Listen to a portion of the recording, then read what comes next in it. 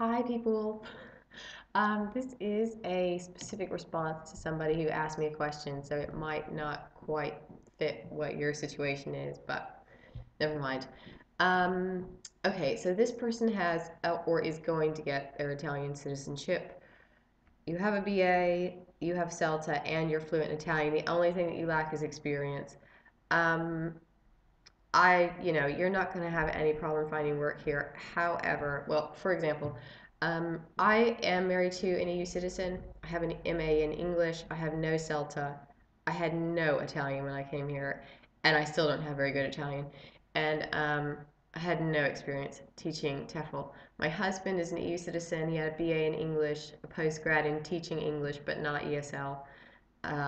No Italian, and a few years of experience, and we got a job just like that. However, we got in with a school who was desperate, but that happens quite often actually. Loads because the turnover rate is really high for teachers in Italy because it doesn't pay very well. Um, After working for 6 months with this one school, we sent out loads of applications and letters of interest and all that kind of stuff to some schools, and we got several offers right off. And it was by email. People never use email in Italy, so I mean, that was pretty unusual. But anyways, I don't, it's basically once you sort of get in the country and start working, you don't really have any problems finding more work. It's just whether or not you're willing to move. Um, okay, let me see. I can understand that you're not finding anything online. It's because people in Italy don't often put things online. Um, it's just not the way yet. People here, it's sad, but Italy is still really far behind, even for being in Europe. It's not even that it's so far behind that it's ridiculous, but you feel like, well, shouldn't Italy be on par with Germany and Switzerland and France and Spain? And it's just not. Um, which could be because they're really insulated, because they still don't speak very good English, and they're not, paying much attention to what's going on outside of their own country. Which a lot of countries are like that, fine, but I think it just puts them behind. So you're not probably going to find lots of stuff online.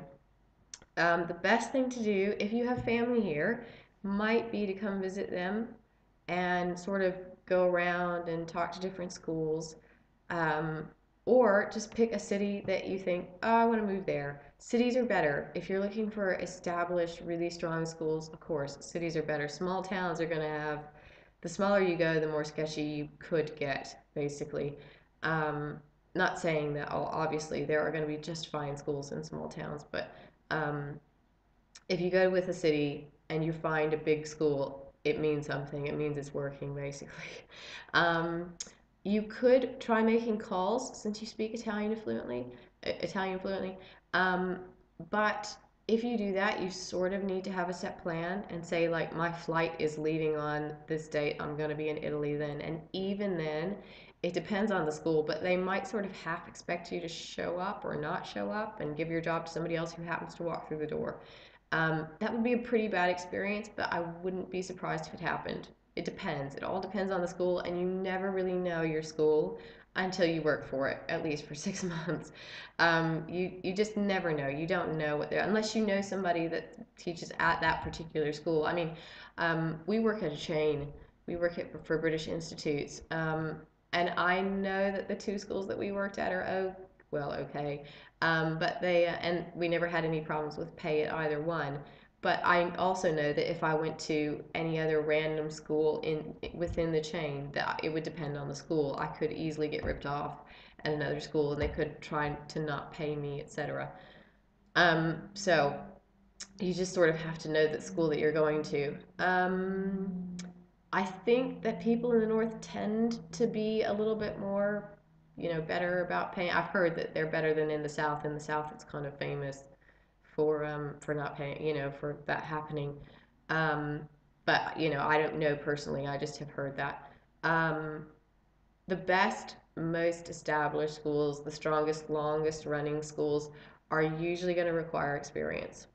Sorry. But it never hurts to try, and they might have an open position that you can feel that they don't mind somebody that doesn't have experience doing. especially since you have really good qualifications. Uh, let's see what else. And you speak Italian fluently, which says to them, hey, this person might actually stay.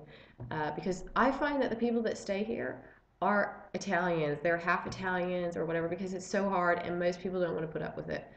They don't want to not be paid loads when they could just move back to London or New York or whatever and make plenty of money. Um, Anyways, so I find that the people that normally stay here are somehow either married to an Italian or half Italian themselves. Um, if you do get into a chain school because you can't get into the school that you really want to be in, it will give you the experience that you're looking for, and you'll have time to get used to Italy.